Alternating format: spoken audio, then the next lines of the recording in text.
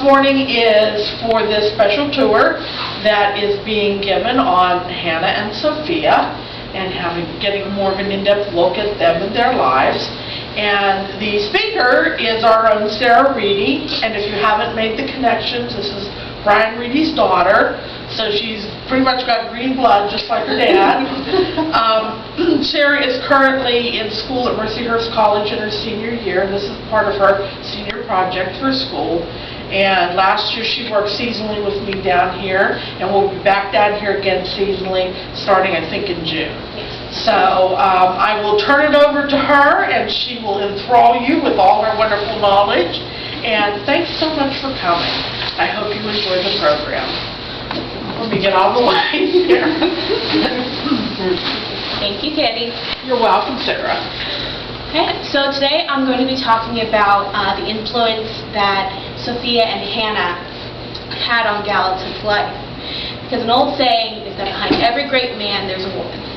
Well, it just so happens that Gallatin had two wonderful women behind him for most of his life.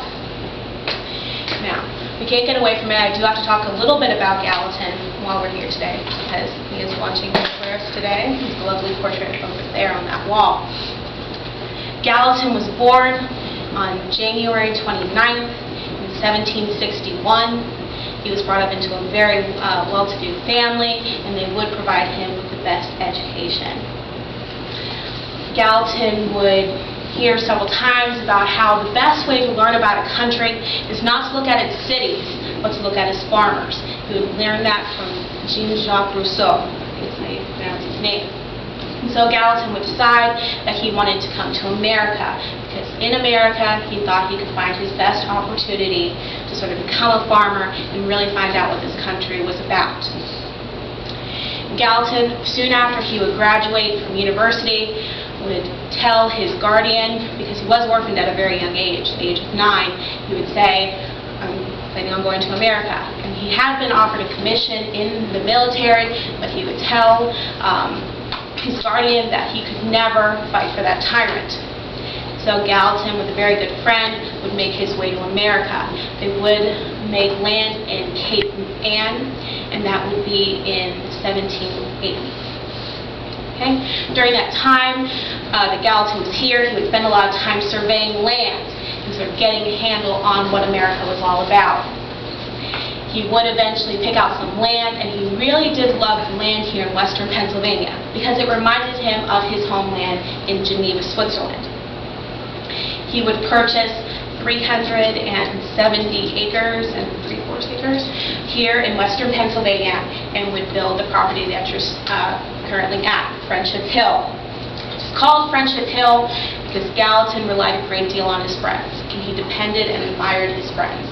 And so he would name his property after them. Okay. What we're going to do today is we're basically going to take a walk through the house, sort of taking you through Gallatin's timeline, but then highlighting on Sophia and Hannah and the influences that these two women had on his life. As you're walking through the house, you will see that some rooms do have historical furniture in them, while others are more modernly furnished. Only parts of this house were actually lived in by Gallatin, and so the parts of the house which are furnished with historical furniture are Gallatin rooms. These are the rooms that Gallatin would have lived in. The furniture that you see inside of our historical rooms is from the Arlington House. And the Arlington House was the home of Robert E. Lee. So, and as you look through the house, you can sort of see the pieces of furniture. Okay? What we're going to do is we're going to make our way to the brick house, and we're going to talk to you about Gallatin's early life here in the Americas and his meeting with Sophia. Any questions?